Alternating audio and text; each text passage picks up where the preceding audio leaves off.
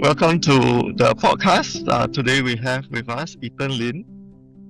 He's a very good friend of mine. I find that what Ethan has been doing is very, very interesting. I'll let him introduce himself. Hey guys, I'm Ethan and I do a few things. I run a few businesses.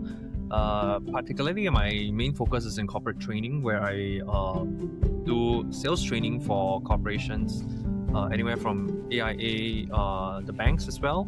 I've done for Citi, sometime back DBS, now we're doing CIMB, and so I made my rounds around the financial institutions. On the other side, I also run Kryptonite Academy, which is Asia's largest crypto education academy, where we teach retail investors how to invest in cryptocurrencies like Bitcoin, Ethereum, and so on. So I also run an AI startup that basically uses NLP or computer vision to predict people's personality type. That's something that I'm less involved in now, but still I co-founded that business as well. So I do quite a number of things. Right now my focus is more on the corporate training as well as the crypto side as well. Like I'm also an investor. Besides investing in crypto, I also look into commodities, not so much in stocks, but generally I'm quite aware of the macro and the economic and social and political things that are going on. So, I remember we had this session where I found out that you were writing a book. What really struck me is that you were writing a book for your children, and it's almost as if some of the wisdom that you've picked up over your career needed to be preserved, needed to be articulated in a manner. And since you were doing it, you wanted to write a book. What is the book about?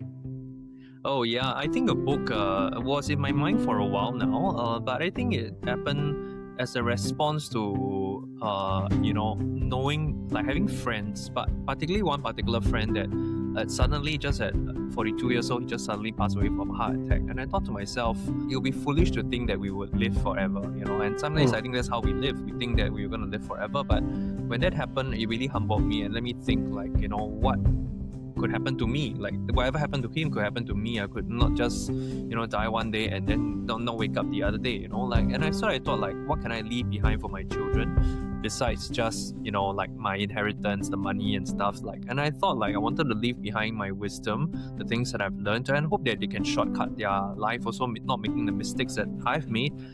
So I wrote a book. I'm writing a book called The Wisdom for Life: Letters to My Children.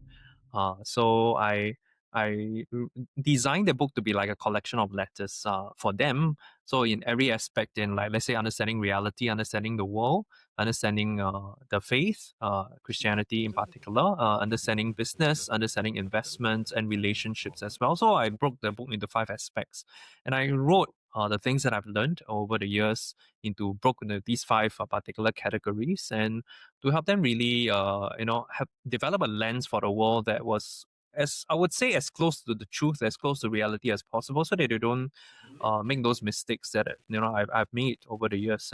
But in particular, even though it's written for them, I usually design it for the everyday user, everyday reader. Actually, anybody can read the book and learn something from that as well. So that's what I wanted to do, and I thought it would be good that if at the end of it I have something to give to my children besides an inheritance. I think that'd be great, and that's why I wrote that book. Yeah. Nice. I'm really interested, especially about your view of the world and your view of business. But maybe we start with the world first before we go into business. Sure. What would you say is your view of the world?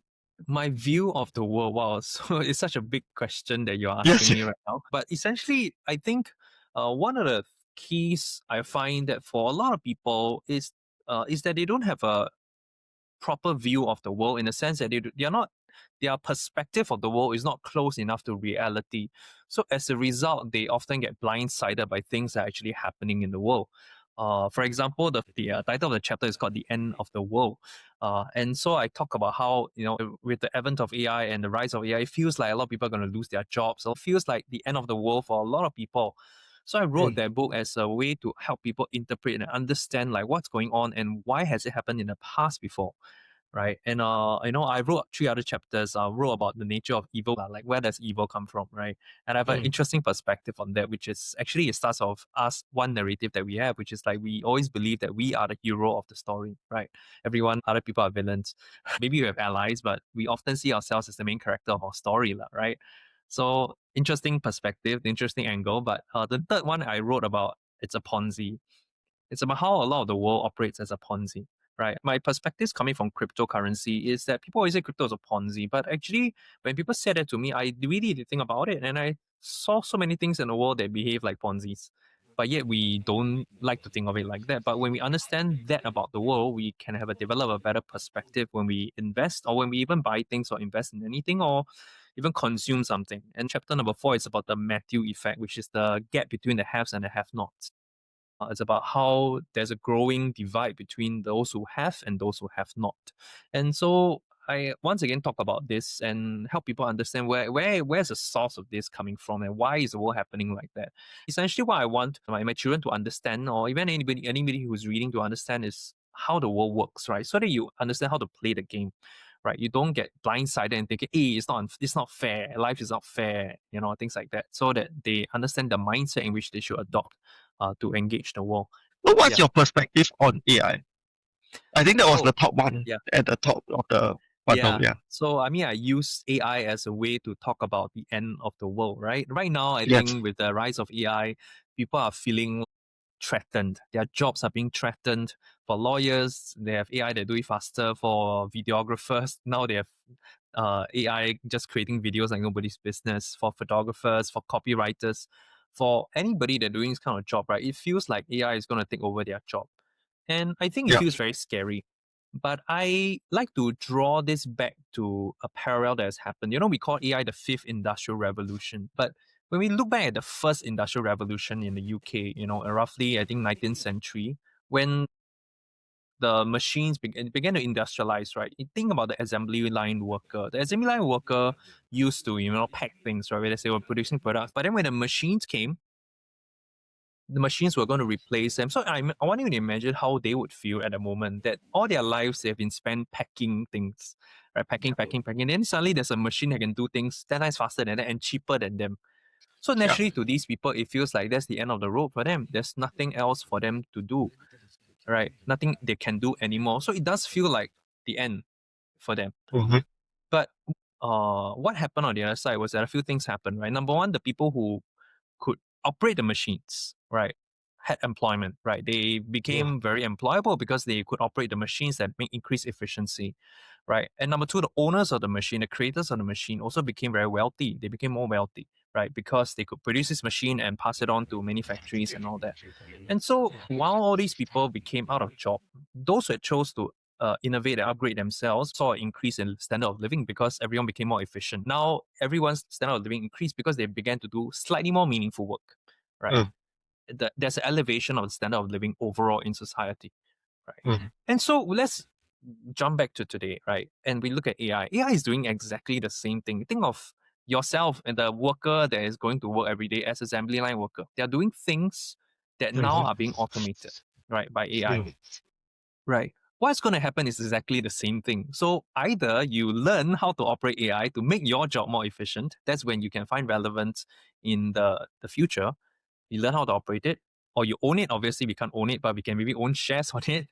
Right. The Mm-hmm. owners of our course are going to become really rich, rich. They have already, like Nvidia, like OpenAI, Gemini, all that. These people are likely going to be heavily adopted, right? Becoming richer and richer, right? But I think ultimately what I see at the end of it is that an elevation of the standard of living, right?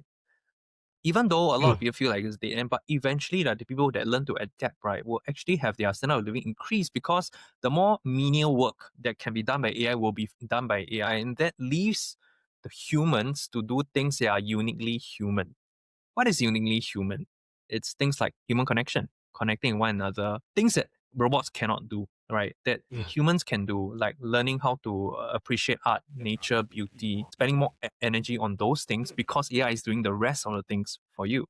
So I think what it will eventually lead to is the elevation of the human soul and spirit because then we will think about more of those things, human experiences that cannot be replaced by computers, beauty, art, things like that. That I think ultimately elevates the human race as a whole. But it's going to be a very rocky road to get there, of course, because a lot of people are going to lose their jobs in a sense, and it's inevitable, I think, as of now. Hey, thanks for sharing your perspective. If I were to try to push what you're saying to the next level, right? Mm-mm. Imagine that your child is now graduating into the workforce Mm. and they're finding that right before them, the skills and the jobs that they want or hope to do Mm. is starting to disappear primarily due to AI. Yeah. What what would your advice be?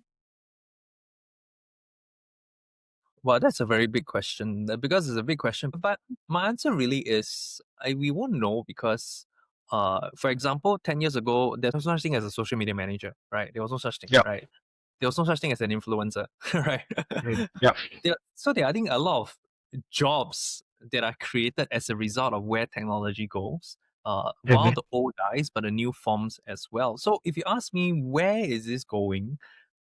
I would say you would use more of them as humans than them as, as a logical machine, right? Which is what a lot of people are doing. Just stepping a little bit back, right? Let's say, for Mm. example, a lawyer right now, right? They work super long hours. They are usually burnt out.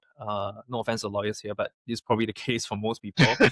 Lawyers here, they're always burnt out and all that. And they are like, if you say that if there's a computer that can do like 60% of your 70% of your job, right, for you, right? Would you be happy? And I'm sure a lot of them will be happy that they can do more of what only humans can do, while the machines do what the machines can do. For example, like doing research for them, whether they spend hours poring over some the history, looking for precedents in law, they can just let AI do it for them. So I think whatever the work my children will be doing, I imagine it will be more meaningful than what a lot of the people who are doing 9 to 5 today are doing. Mm. So my answer to you is that there's probably a world that is going to be a different world from when my kids are working, such Mm-hmm. that they will not be wanting the things we want anymore. So to me, I don't know what they want, but I know that what they want might be more related to us as humans than what we wanted or what our parents wanted. Yeah. Yeah. Although it sounds like the crux of what you're saying is number one, to accept the reality that there will be disruption, to Yeah. accept the reality that just as how the first industrial revolution happened, second Yeah. industrial revolution happened, Yeah. even as everything that we understand today will be disrupted, and to first accept that Yeah. reality, Yeah. what I also picked up is to kind of orientate themselves around Yeah. being human and Yeah. being Yeah. purposeful Yeah. as a human, right? Yeah. Anything else you want to add? I wrote a follow up segment on that. I mean, explaining reality is one thing, but I also talk about a response to this as well. I think I wrote Okay. two things, mainly. Number one is humility, right?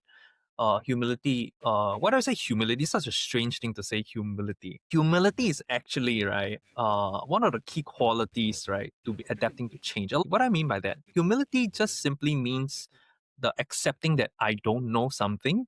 I'm willing to be humble to learn it and ask questions to learn it something, rather than Mm. decide or judge something before I learn about it, right? So the opposite of humility is pride, right? So pride means, like, for example, I'm in a space where a lot of people do this, right? When they look at Bitcoin, Bitcoin's a scam. So then I ask them to explain why they think Bitcoin is a scam. They usually can't really make a very strong argument for it, because they just simply accepted it as fact. Since enough people believe it, you'll be so.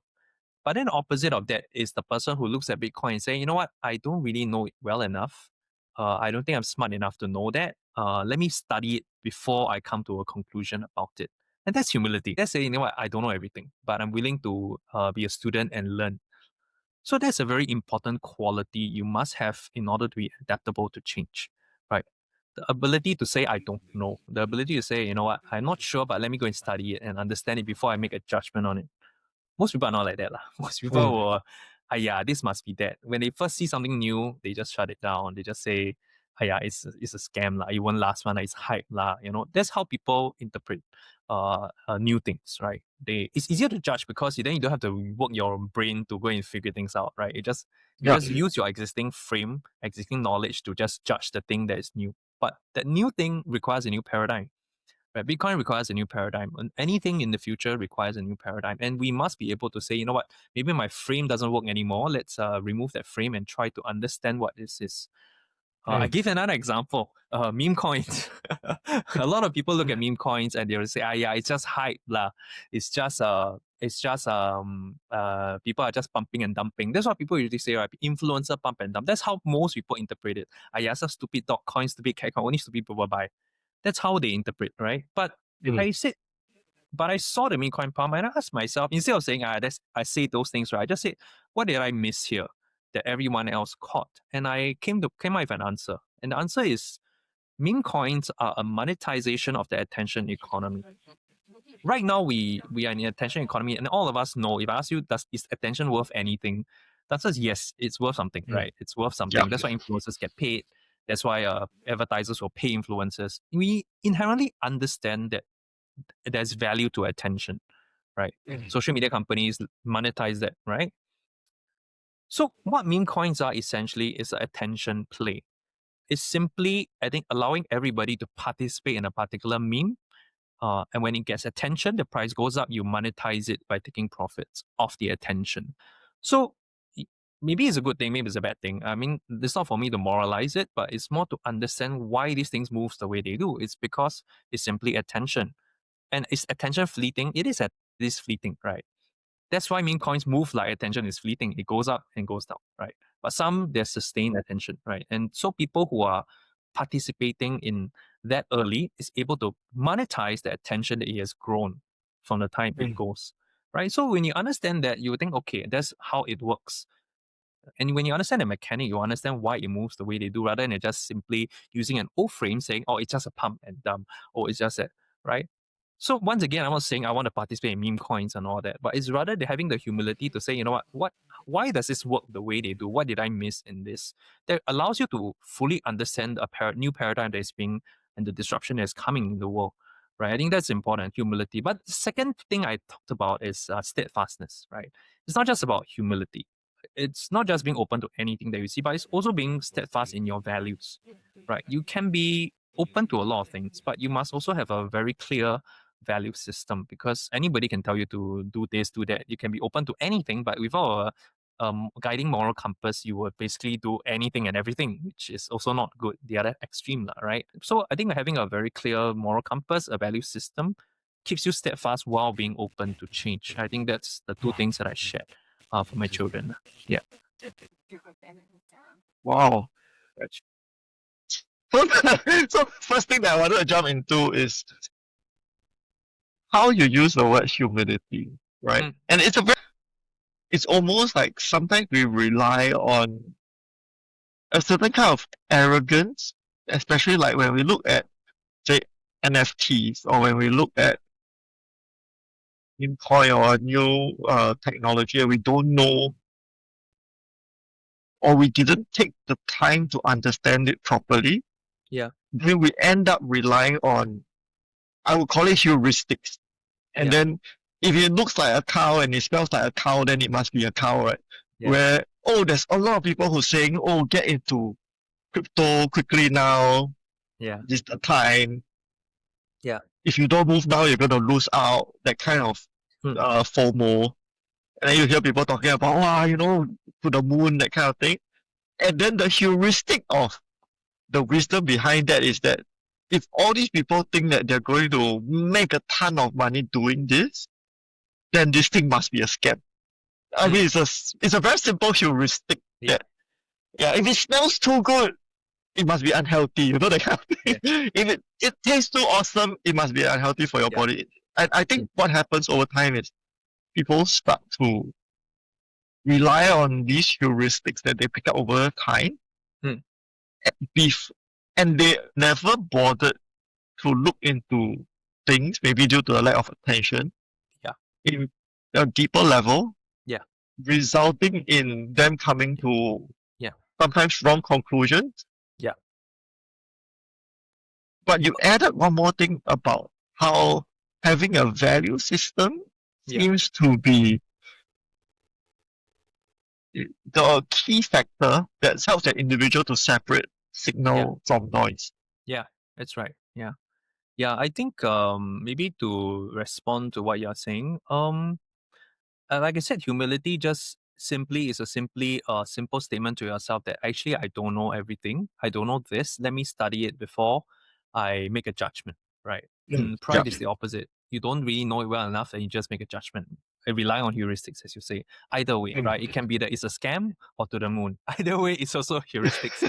You can buy into Yeah, one yeah. or the other. But the point is that if you really study, the reason why I think I have conviction on Bitcoin or Ethereum, or when I even started this crypto education, is precisely because we believe in the value of education and understanding something before you make a judgment on it, right? In the end, we talk about, even in Kryptonite, we talk about proper risk assessment, where we talk about what are the risks involved in crypto, the volatility involved, how do we allocate our portfolio safely so that it doesn't affect our lifestyle in any way, which is not one or the other. It's not that don't do it at all. It's not let's put all our money in there and gamble our life savings. Not at all. It's a very in between. In fact, we talk about only 10% of our net worth in crypto, right?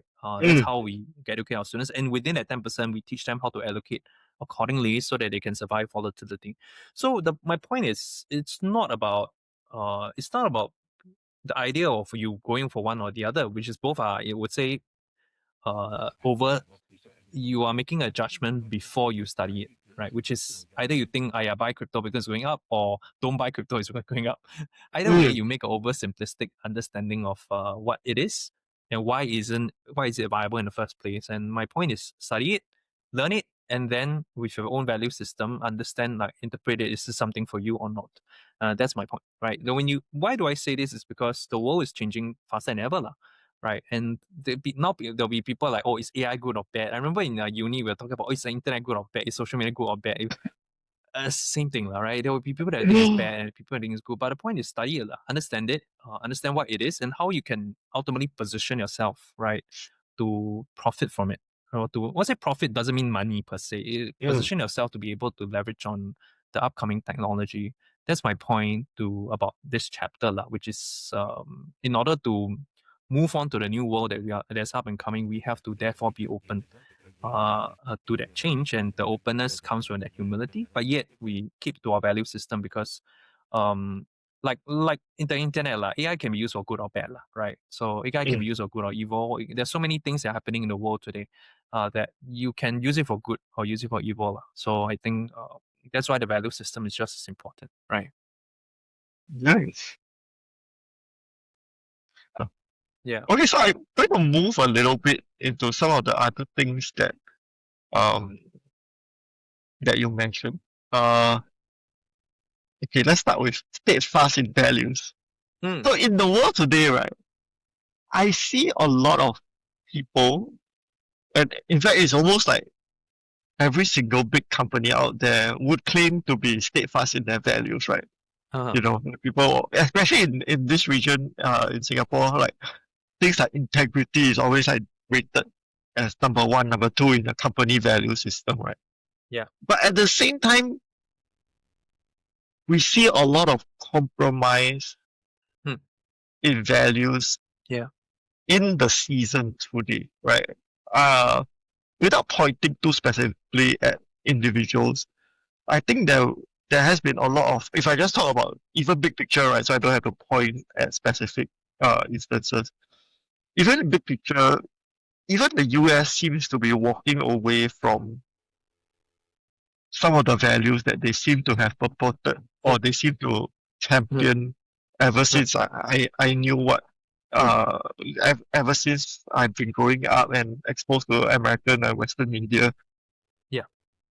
Being steadfast in value is easy to say, but I suspect in reality hard to do. Do you have any thoughts on what does it mean or what it Well, takes to be steadfast? I think I can't speak for the US, obviously. I mean, I wrote a few chapters on those, but I think it's a very complex system that we can't simplify down to values of a single person or a group of people. I think it's very hard to do that because um, it's a very politics is a very complex thing, and US is a very complex creature, of course. I think what I would say is that being steadfast in values means to know what undergirds your success, in a sense, like in your life, lah. Right? For example, in Kryptonite, I think let's use my Kryptonite as a very good example. I think there were a lot of occasions where we could have just, hey, let's launch a token. we could have easily made millions, right? Easy. We just tell our students, hey guys, we're gonna launch this token, we're gonna pump it, it can make it easy. We can have done that. But we never did it because it just didn't make sense. It just didn't make sense what I mean. Like, yeah, sure, I'll get the money in my hands very quickly. But what it meant is that if you launch a token, right, by right, your obligation to the holder is forever. La. As long as the token exists, you should have obligation to run your business or in a way that benefits the holder. That's your obligation. But most people don't think like that. You see, most people in the space don't do that. They will just launch the token because they can, and they will just anyhow use the money and then they'll just disappear, which some of our competitors had done. And as a result, yes, imploded in their faces, lah, right? So the and over the years, 9 years, we have seen so many of our, other people in the space also keep launch token. I want to launch this token because it's really cool, very hype, very buzz, very like buzzword lah. Everyone wants to, do this token, run on a blockchain, do everything, ecosystem, everything. But we never did it because of our values, right? Because we looked at it and thought didn't make sense, right? It didn't make sense to us to have a long-term liability for short-term gain, right? But our competitors being open to these new things and tried everything they could, and that's why they imploded, right? And we didn't, right? We didn't because we it was values that held us, and we thought long term, right? We always thought long term and say, does this make sense in the long term? It doesn't make sense, right? And even like recently, I mean, I'm not sure if you're aware of the news, but basically, I think there were people that offer us to do private sale to our students as well, and to like sell a token at a fraction of the price. And essentially, I mean, it sounded good. Oh, if you put in $12, in 6 months, I will give you back $18, right? So sounds good. But I just have to ask myself, like, I mean, I'd ask myself a very pragmatic question. If I'm going to buy this, right, who's going to buy from me? Who's gonna pay the things I'm making? It didn't make sense. So it's essentially a Ponzi, right? So I said, no, we're not doing this. We're not doing this at all. And thankfully we didn't because it just imploded. It just imploded, right? And so that's what I mean by being steadfast. Even in a world where there's so much money to be made, right? Like this money world, you have to be very clear about what value you are creating for your students. Like for us, when we make decisions for business, we had to adhere to say, does it make sense long term? Does it benefit our students? Does it build what we are trying to build, which is a good foundation, good academy for our students to learn about crypto? And so that's, I think, undergirding values that guided what we did. And thankfully, because it's kept us alive in nine years. I would say most of our competitors have like come and go one cycle, they're gone really because they always fall to fall or do all these kind of things because it's so cool, we should do that, and yeah, that's I think maybe a little lesson on steadfastness yeah, I think that would say that's what I mean when I say steadfastness. I wouldn't speak for somebody else, but I think I'll speak for myself whom in my sphere of influence, I would say. Yeah. There's some people who say, hey, just try everything, try fast, fail fast, and Yeah. then you would know what works, right? Yeah. Do you think that runs against or that runs in parallel with what you're talking about? So, I mean, I guess one like most advice given, it's always there was always nuance to it, right? You can't just take advice and just apply to everything and just say, oh yeah, they say try fast, but try fast at whose expense, right? If I'm trying fast at my expense, sure, I'll do it. I recognize my liability. Like if I try this and it fails, it'll cost me 100,000, 50,000. Sure, am I willing to take it? Sure. Yes. So I try different things. We have tried different things in crypto. Now we have made many innovations. We have tried AI as well. Didn't work out so well. We're trying another tech angle right now. We tried a lot of things in kryptonite, a lot of things, right? Over the years, we have tried writing a book. When a book launched, we COVID hit, then we couldn't distribute the book. So we have tried many different things. But I think the line here is on whose expense are you trying, Like I can technically innovate a token, sounds great, but if the students are paying for it, then I have to do my best with the students, right? And I cannot just say I try and then I use the money and then I just fail with it. So I think it has to be we must understand the cost of the innovation as well as we innovate. Who's paying the bill, right? If I'm paying the bill, I'm cool because I'm going to reap the benefits. I can't be this my students paying the bills and me reaping the benefits. It doesn't make sense, right? That's so good. It goes against business principle wise. So that's why that's where the values come in. because it undergirds to know how you innovate and what you innovate, right? Okay. What would you say to perhaps a situation where people let investors pay the bill? And the thinking is that it's my job as an entrepreneur to take the moonshot. The investors know that business has risk or startups has risk. Yep. And so we should just take the moonshot, try fast, fail fast. Would that sit more closely aligned with steadfast in values than say letting customers foot the bill? Oh, I think the people who invest in businesses are fully aware of their risks involved, right? You know that if I put in, let's say, 100K in these investments, you must be fully ready that it's going to be gone because a moonshot will either go to the moon or go to zero, lah, right? Right. But I think the difference is when you, I mean, that to me sits on the category of the person who is investing fully aware of what they are doing and the risk they're taking and the potential return they can get, right? The difference of launching a token, right? The difference of that is that if you tell the founders, people to hold a token, and I think maybe I don't speak for myself. I've seen a competitor like how they say, "Oh, just hold this, wait for it, and then we will go to the moon." People Right. put their life savings in there, like people, and because they trust the founders so much, and I think people trust us enough, right? They trust the founders so much, they will just put 80K, 100K into a meme coin, things like that, which it's very heartbreaking for me to hear, lah. Like it's crazy. Like, why would you do that? And the expectations that it's gonna go because they trust the founder so much, it's gonna go to the moon. I think that's very different because you are not going in with both eyes open. That there's the risk that you can go to zero, right? And even when if I tell one day if we ever launch a token, we will tell people if you ever invest, prepare to go for zero. Okay, we'll tell them straight, right? If you're not ready, then don't put that kind of money in. Right. So I think that's very important. And even when we tell our students to invest in certain altcoins, we tell them only invest what you're willing to lose. Right. If you're not willing to lose that, don't do that. So that's a very realistic viewpoint of whatever they buy, whether it's a meme coin or altcoin or whatever.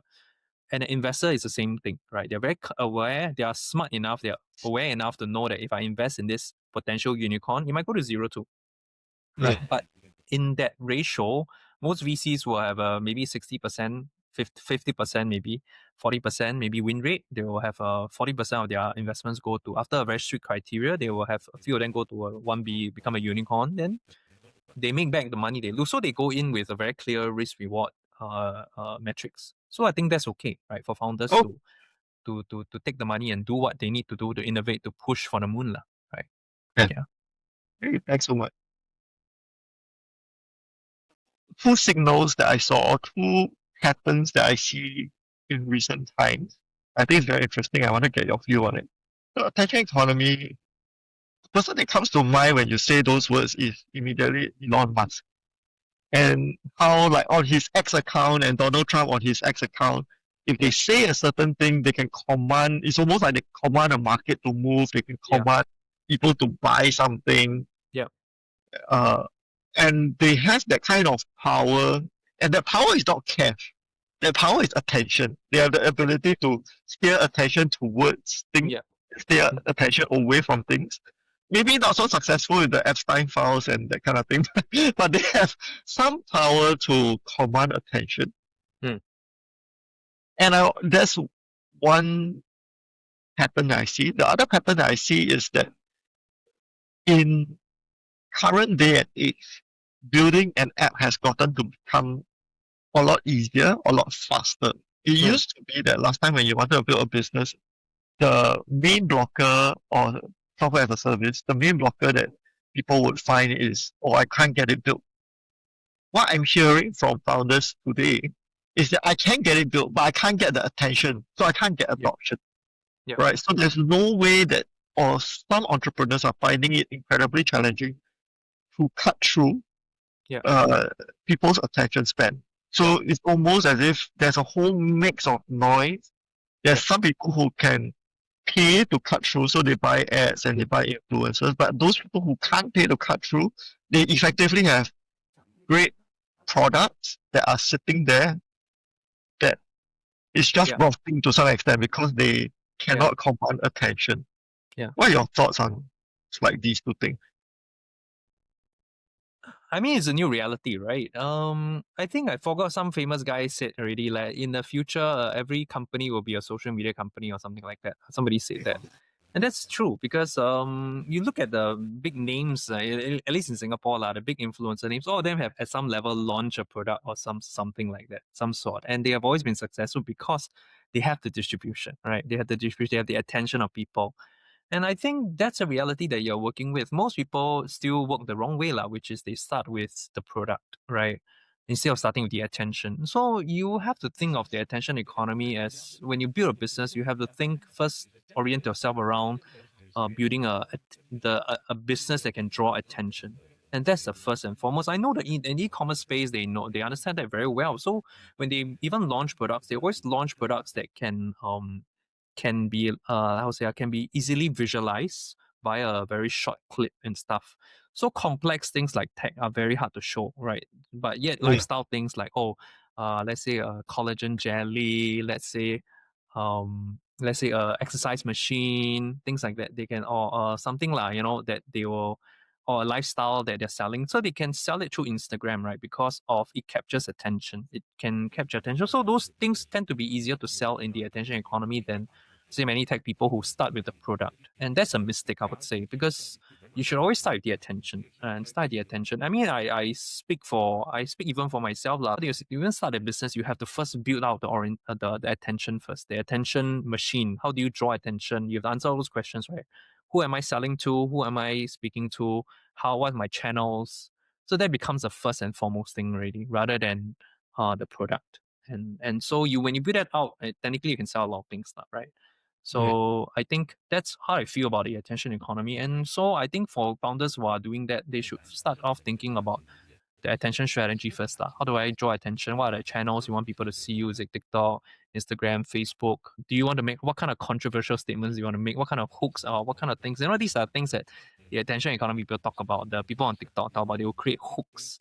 So they will make things like very controversial first statements. They will make all these things are you say innovation, right? Yeah. In the way of capturing your attention, right? So I guess that's how they should think about it before they even launch a product in the first place.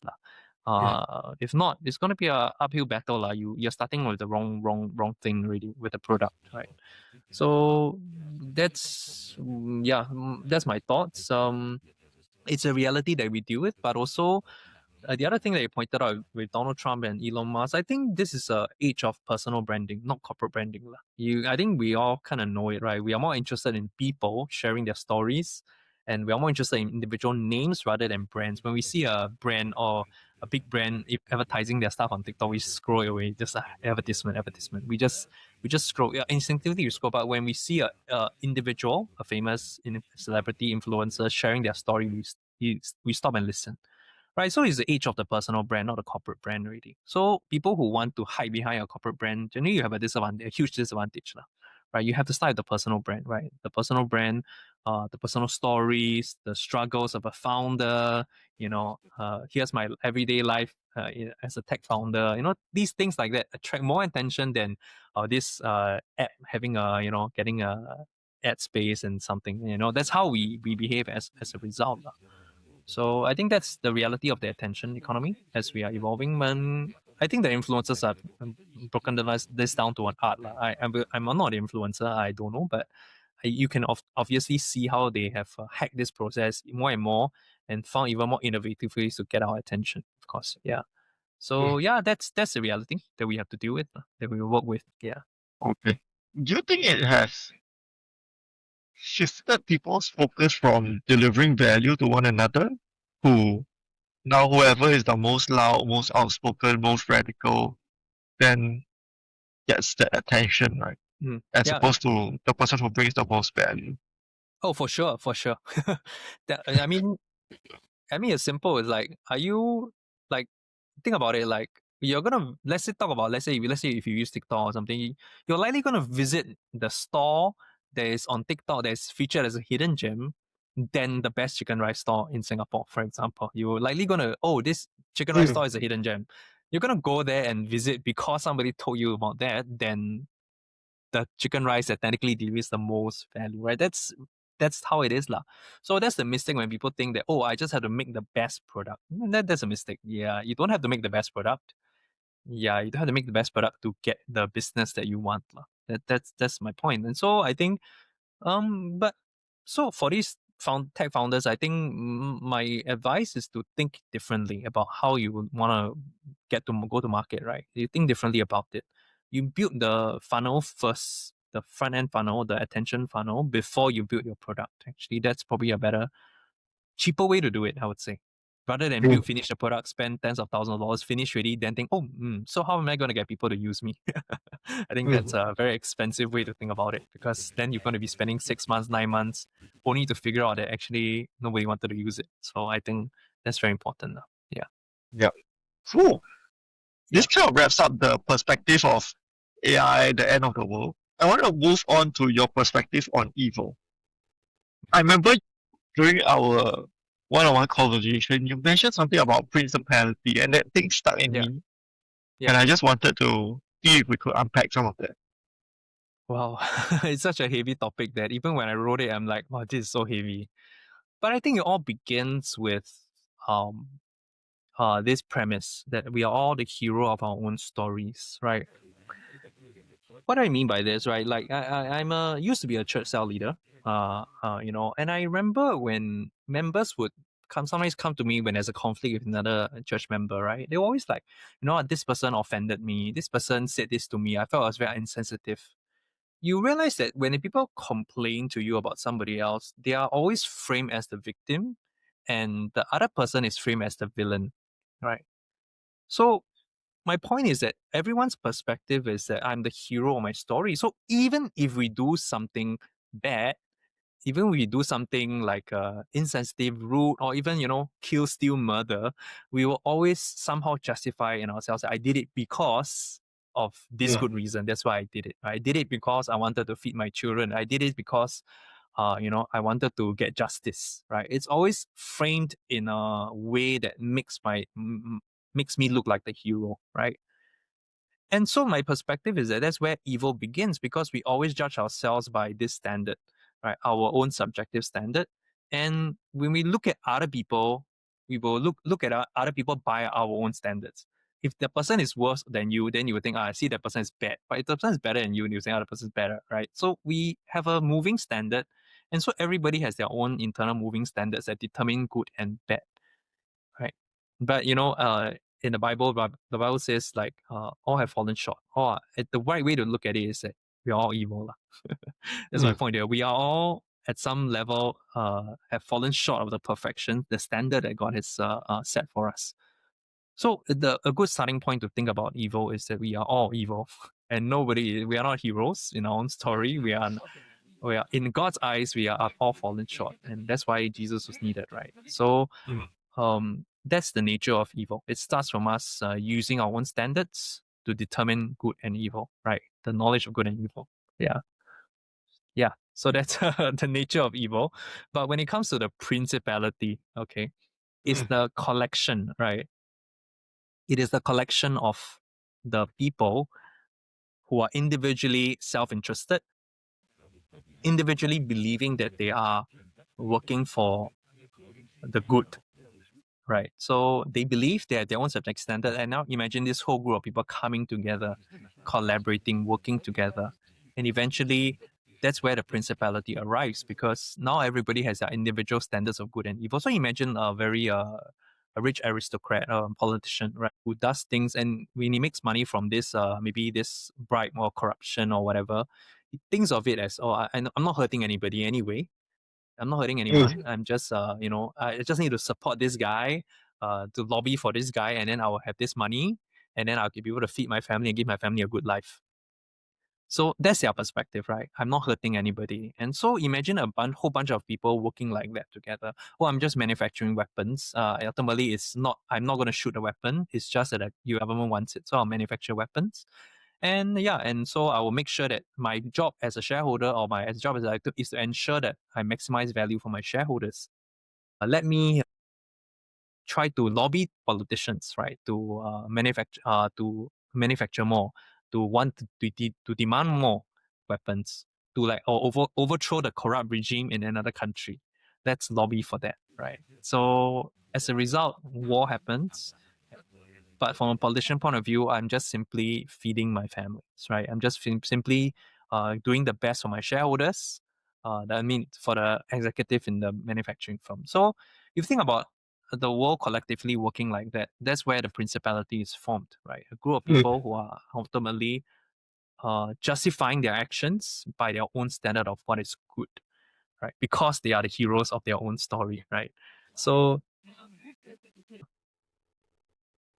so once this power is attained, right, it's no longer about doing good, it's about staying in control. So these systems evolve to, defend their own existence, right?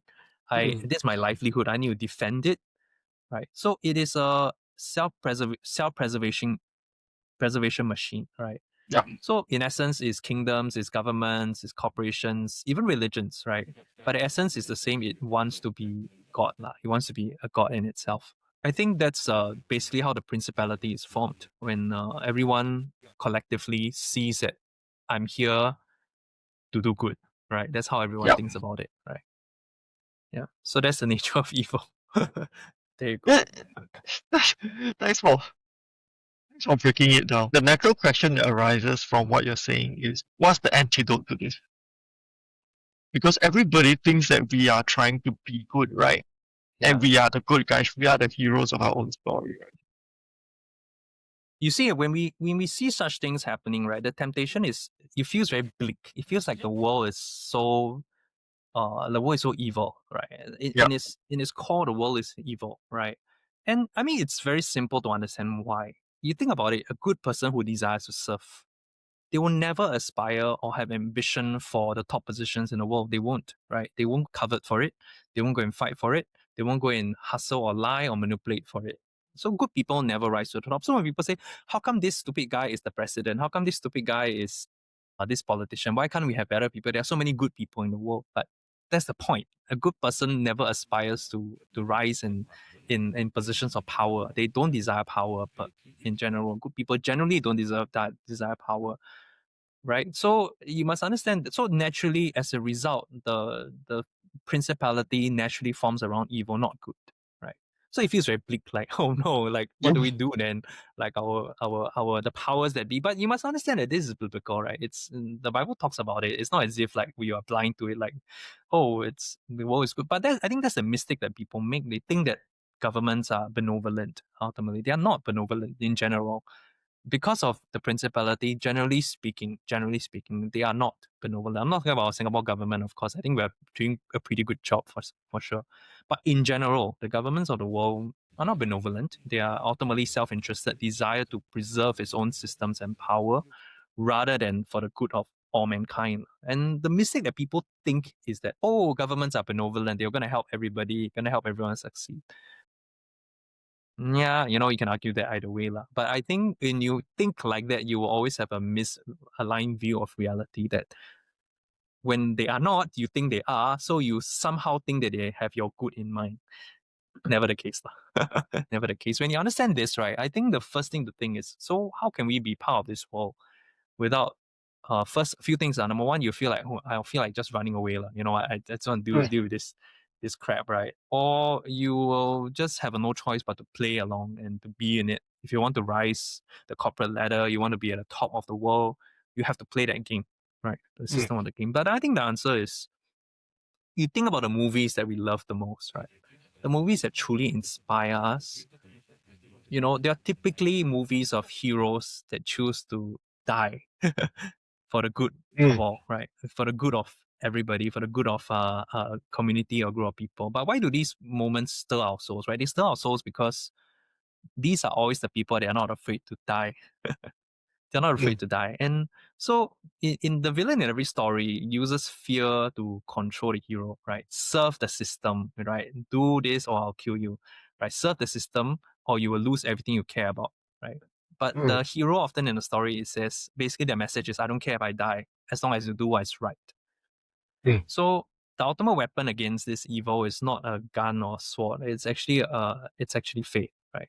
And the Bible reveals it in Revelations. It says that they overcame him, Satan, by the blood of the Lamb and by the word of their testimony, and did not love their lives to the death. This is in Revelations 12:11, right? And they did not love their lives to the death, right? And I think that's the only way to be free. And the gospel already gives the answer already, which means to die to self. We have to die to ourselves, right? So it's a very hard saying, of course, right?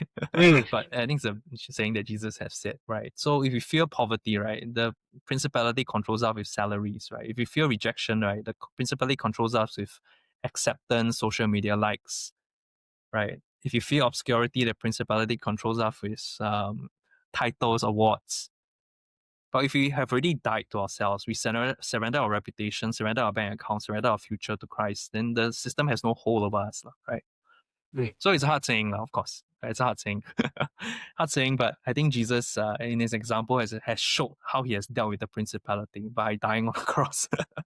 I think if that's our teacher, I think if our teacher is our master and our teacher and our Lord has done that, and he has showed us how to overcome the world, it's death on the cross. It's not the Israelites thought that he will go and overthrow the Roman government and take over control, right? But he didn't. He showed it by dying on the cross. I think that's an example for us, right? So it's about us learning to surrender our lives, right, daily, right, to God that helps us to overcome this. Right? It is we always idealistically think that we can, somehow turn this system, make this system better, somehow turn it around, make it good. But Christ has really showed us what to do, right, to overcome, right? So that's my answer, right? I'm not sure if it's comforting, but that's the gospel answer, right? And Jesus has shown us by example. Yeah. It's a powerful and truthful answer. Right? I think that's a very good answer. Yeah. So I think one of the audiences I try to speak to are men. Right. And the challenge I think as men is sometimes as men we have the responsibility of a household, with responsibility of children, we have the responsibility of our wives. Yeah. And I think one thought that popped in my mind when you said die to self as a man, right, is that I dare to die to self. Yeah. But what about my children? Yeah. What about my wife? Yeah. Am I supposed to make them suffer because I want to do the right thing? Yeah. Yeah. I think it's I obviously there's no easy answer to this. I don't think Christ gave us an easy answer to this anyway when he died on the cross. That's exactly what the disciples thought. Like, Jesus, you're going to take over the Roman Empire, right? You're going to take over this and run a new government for us, right? Or that's what they wanted him to do. But he showed them the difficult way to the cross, right? I don't have an answer, right? And I think naturally the duty you feel to your wife and children. I honestly can't say because I've overcome in any way of sorts, by the way. And I think I feel as much for you as that as well. I think that as long as we have that has a hold on us, right? That we think, we need the money so that we can provide, so that we can protect our wives and children. But the question is like it comes down to it like who's our God right? Who's our God? Who is the one that will provide? Is money our God that will provide for our wife and kids, or is our Jehovah the one that will provide? I mean, having said that, doesn't mean that I've overcome it in any way or source. I wrote in my book, in fact, I said that, you know what, I'm not saying this because I think I've done it already. I'm saying this because this is the truth, right? This is what God has said to us, and therefore it is the truth. Let the truth weigh on us, rather than let's change the truth so that it fits us better. But let it weigh on us, and that's the reality that Christ has presented to us, and that's how He has lived. So I don't say that I have an easy answer, but I think the answer is we should not try to change that reality just because it suits us better. I think we do the best we can, of course, to ensure that our children are well provided for. We set up systems, trusts to protect them in case we buy insurance to ensure that anything happens to us, they are well covered for, well protected. But I think sometimes we just let that fear hold us so much that we don't dare to try. Right. I mean, let's not even talk about a thing like going against evil or government, but even coming out to start a business or just giving something a shot because you believe in it. I think sometimes we let that fear hold us out so much that we don't respond to faith. Right. We don't respond to like, hey, why don't we try this? I know you're passionate about it. But most men, I think the older you get, the harder it is because the cost becomes bigger and bigger.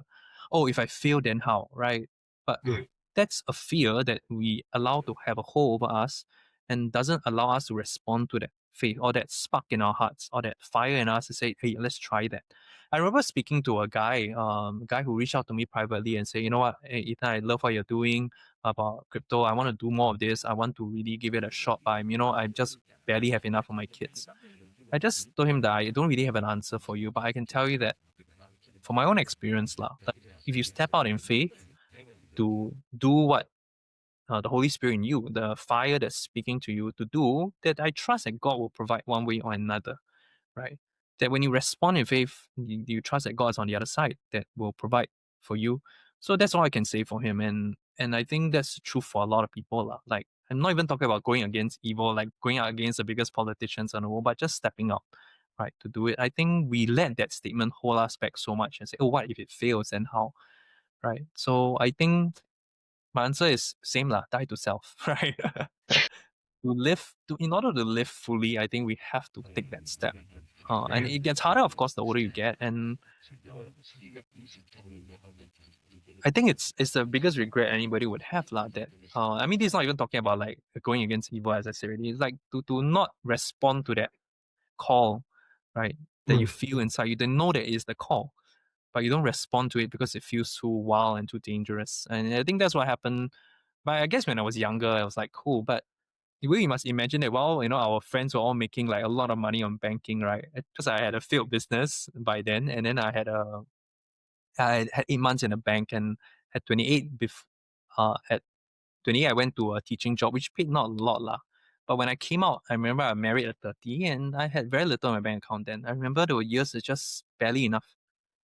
That's I just legit, right? Then when I was 31, 32, and I'm sure some of my fellow scholar friends are already doing like 300K, 400K already, the kind of money. So I think that gave me freedom because I was not afraid, right, to be there. I'm not afraid to just go for it. And I think that's where I landed where I am today, lah.